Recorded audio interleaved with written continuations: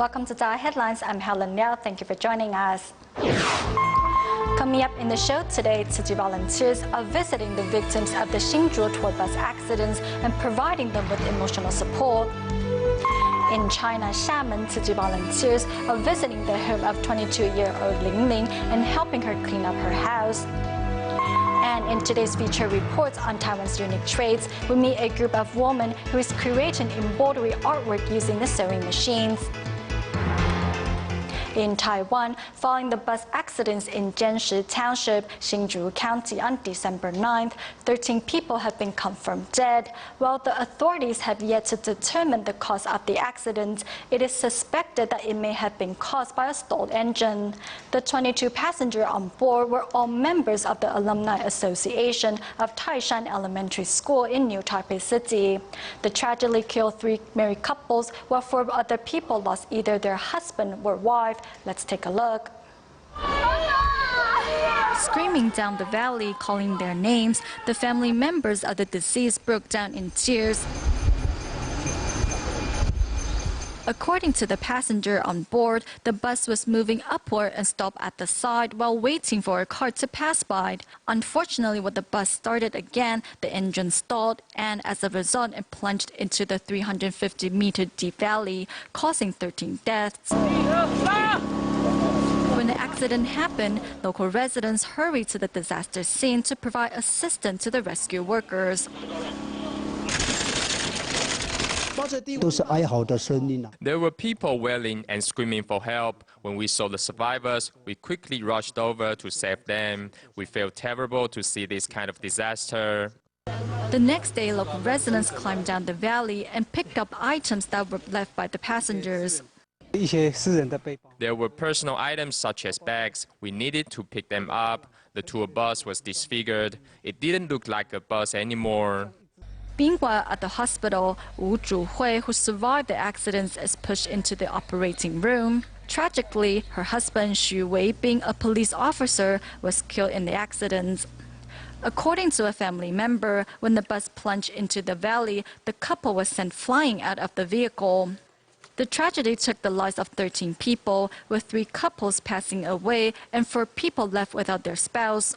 Out of the 8 married couples, only Li Wenqi and his wife both survived the accident.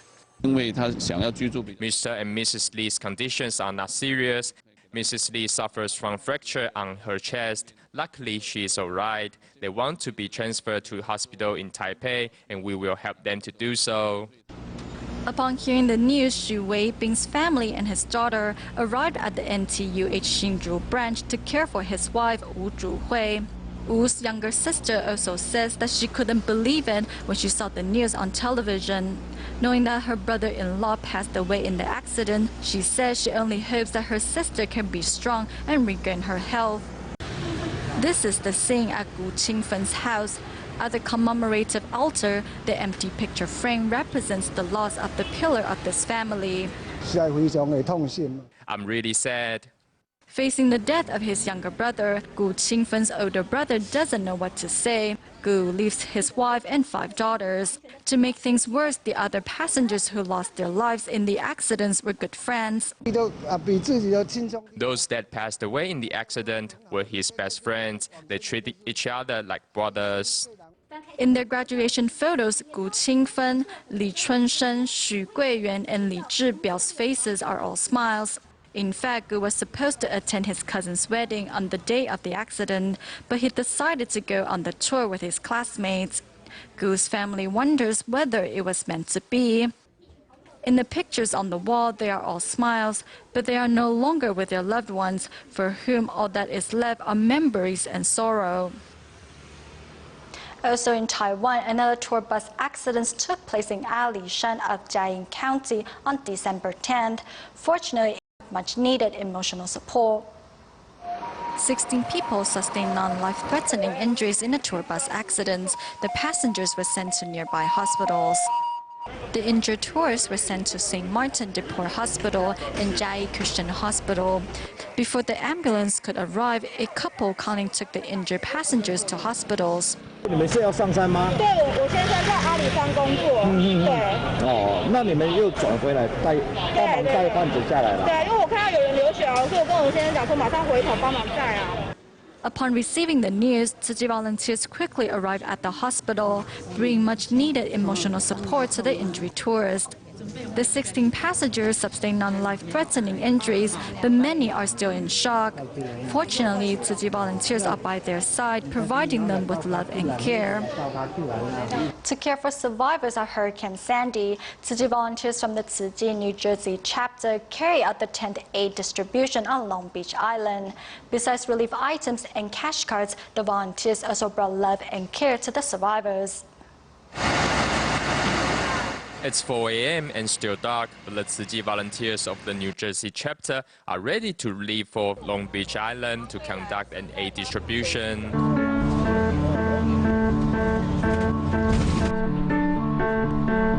On the street, the devastation caused by Hurricane Sandy still remains. Upon arriving at the venue, the volunteers soon unload the aid supplies.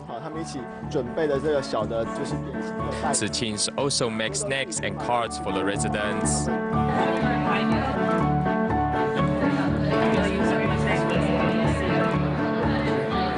Knowing that cash cards are donated by people around the world, the recipients are moved to tears. That you people have been working hard to raise money for us, people in trouble, right? It's amazing. Makes me cry. I'm just very thankful for you guys coming out and doing this. It's just hard to believe that there's such nice, giving people in the world. And I just appreciate it a lot. This is a great organization. I feel wonderful. I'm so happy that I came to help out. This is wonderful what you're doing, helping people. This is really wonderful. The story of the bamboo coin bank motivates survivors to reciprocate.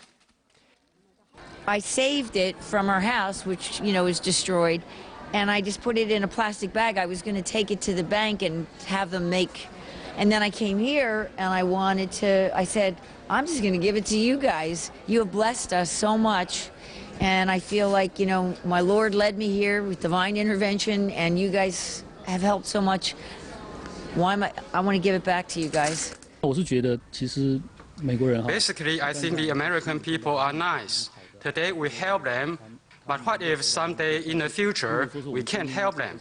They will still be grateful to us for helping other people. Feeling the pain of each survivor, Tzu Chi volunteers bring love and care to console the residents.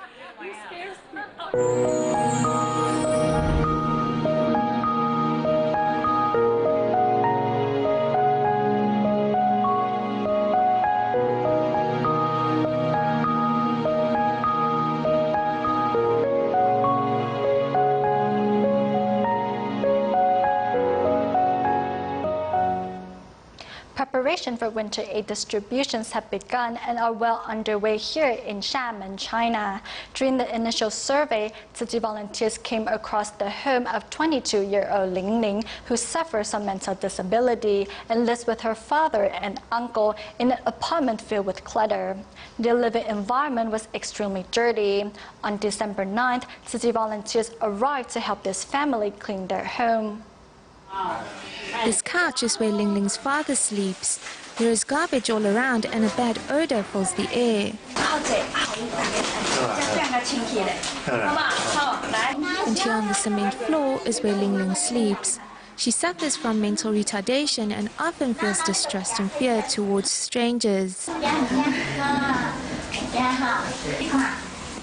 You see there, it was dirty, but we cleaned it, and now it's clean. This is the volunteer's second visit. It was on their first visit that they met 22-year-old Ling Ling, who lives with her father and uncle, who also suffer from mental handicaps and are incapable of taking care of themselves. Volunteers arrived at their home with cleaning tools, hoping to give this family a clean, comfortable living environment. This is okay. It was even dirtier just now. Unfortunately, they don't know how to take care of themselves, so we should do more for them.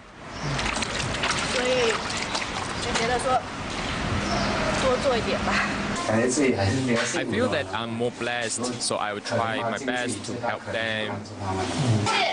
After After 1 hour of persuading, the volunteers finally won Ling Ling over and helped her bathe and change into new clothes and also go out for a walk.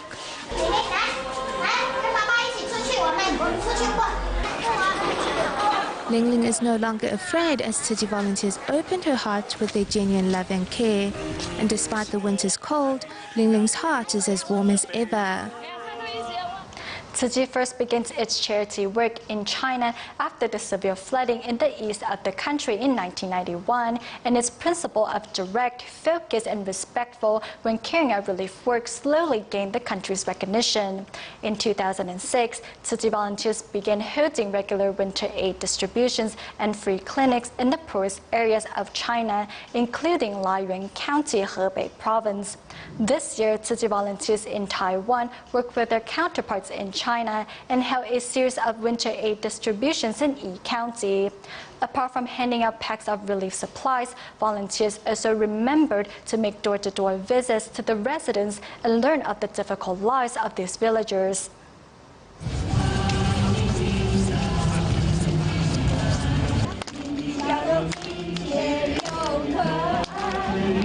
家里情况还好吗？ How are things at home? How many family members do you have at home? 4 or 5? In Hebei Province, China, Tzu Chi volunteers are holding their first winter aid distribution in Niugang Township, Yi County.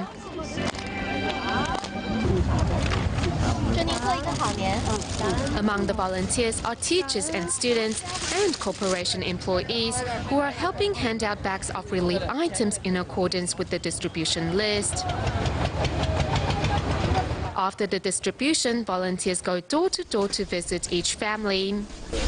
Walking inside Niugang village, volunteers discover that both sides of the houses are built with clay and all are half a century old. The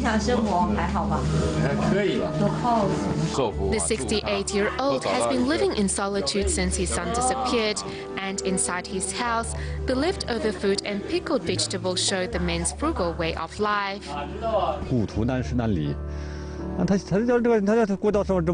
It's hard to leave home. The villagers are all content with what they have. It may be a little difficult sometimes, but having a heart of gold is better than having a big house. Over 66% of the residents work odd jobs, and with the income from farming, we will get through the winter just fine. We are not rich, but not too poor.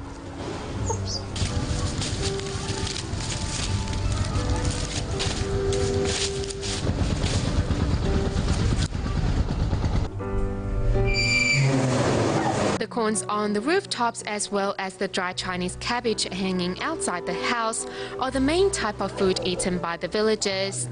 These houses without windows are, in fact, the residents' shelter from the wind and rain. Walking further inside the village, the committee director says there's one more senior resident whom the volunteers must visit. It gets cold at night. Are you picking these leaves to make a fire?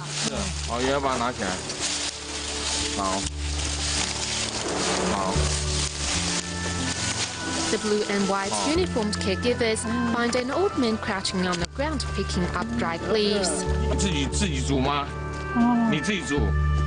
Volunteers could not tell what was the leftover breakfast, and their hearts ached when they learned that the senior resident had lost all his vision on his left eye and could barely see with his right, as well as that his house had no water or electricity.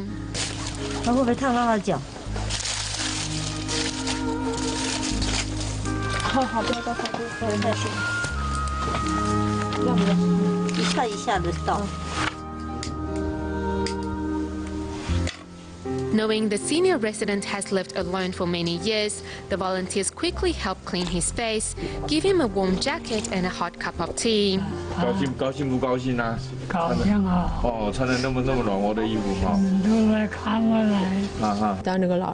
When I saw the elderly man kneeling on the ground to pick up dried leaves, my heart sank, and I was really surprised by what I saw.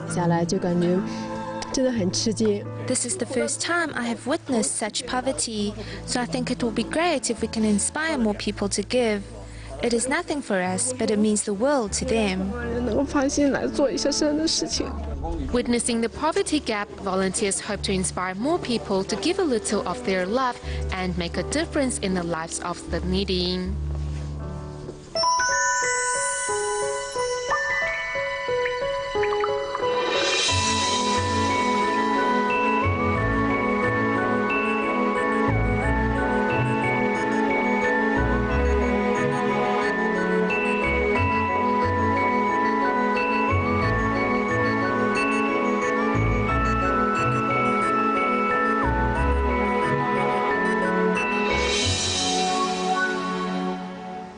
Children who study in Taiwan must take their school uniforms to get their school ID or name embroidered on them.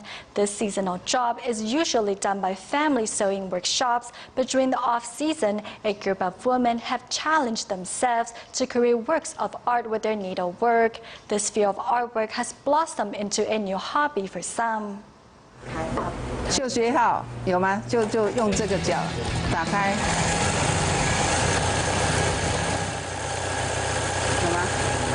In Taiwan's early industrial times, a sewing machine assisted the women of the house in making ends meet for the family.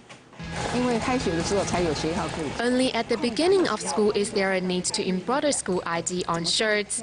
At other times, I'd see how pretty a calendar was and wonder if that's something I could embroider as well. Over time, Chen Su-an has embroidered everything from watercolor paintings to sketches.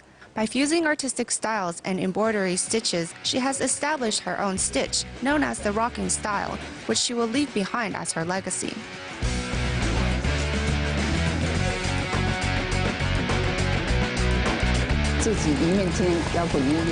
I'd listen to music and move my hands and feet in sync with it. If the movements are not controlled, however, the needle will break.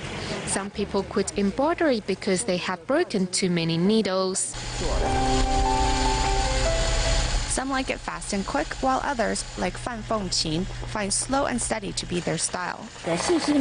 Slow and steady, I'm able to finish one project a day.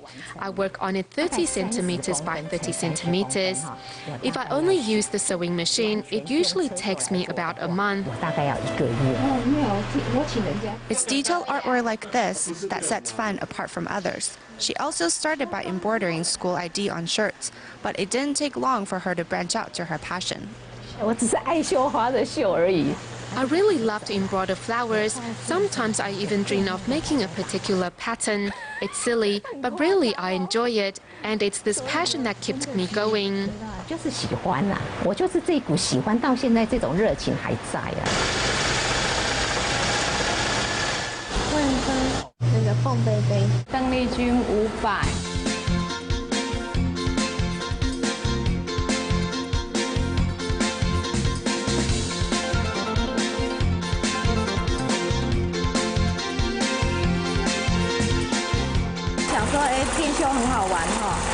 I thought embroidery was fun and wanted to see if I could embroider portraits. The results were good. First, sketching out the highlights and lowlights, then filling the piece with thread. Deng Meihua produces portraits of famous people. And it's also the incorporation of new thinking into traditional craft that has attracted the younger generation. I took a class during my freshman year in high school, and during my sophomore year, I wanted to be certified in embroidery, so I kept studying it. I finally got my certification. Our embroidery is different from those in China in that we are not concerned about the volume of pieces we produce. Each of our projects is filled with our sweat and tears. It's not just an item, it's a piece of love. The women of Taiwan are continuing the tradition of embroidery by updating the craft. But in order for these traditional skills to continue, there needs to be a revived interest on the part of the younger generation.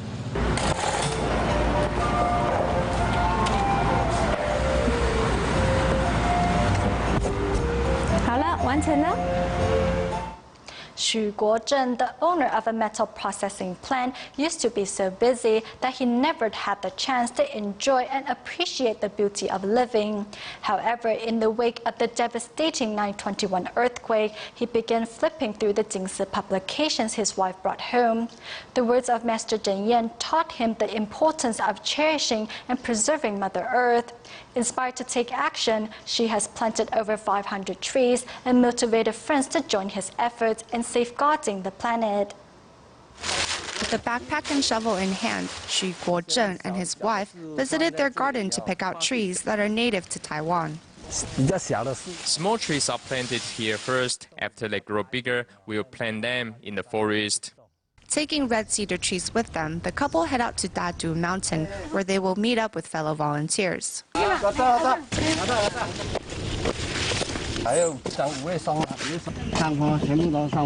climb up and down the winding mountain road. Master Zheng Yan said, it's not good enough to volunteer yourself. You also need to inspire others to do so.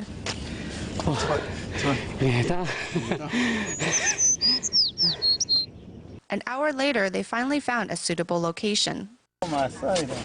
First, you dig a hole, then plant the tree. This spot is pretty good. You need to be alive and well. Planting over 500 trees, she treasures every single one of them.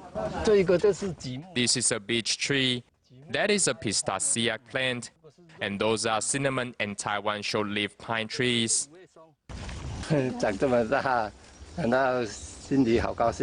This Taiwan camphor tree has a story of its own. Some people wanted to cut down this tree to clear space to build a house. So my son and I transplanted it to this location here. Protecting trees and forests, she built a large water tank in the mountains. Rainfall that is collected in the tank can flow out from the pipes below. He not only recycles rainwater to irrigate trees, but also clears the forest of Micania micanthia, a fast-growing invasive weed. For the past 4 years, fellow volunteer Huang Fengqing, who was diagnosed with nasopharyngeal cancer, joined efforts to protect the forest. It's nice to volunteer here and also good for my health. Now I'm pretty much recovered.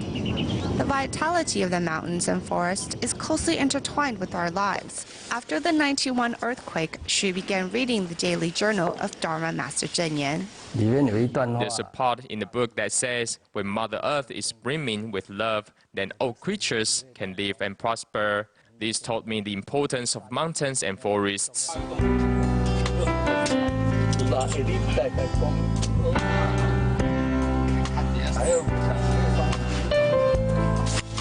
Spreading the happiness that comes from cherishing Mother Earth, this couple made a sign with these words of wisdom. 1 heart, 1 tree, but 1,000 true hearts make a forest. Moving to Canada at the end of the show to help some underprivileged Indigenous people in Vancouver. Today, volunteers held a winter aid distribution that provided them with warm jackets and daily necessities. The volunteers also seized the opportunity to share Jingsi aphorisms with them. We'll leave you with these images. Thank you for watching DaAi Headlines. Goodbye.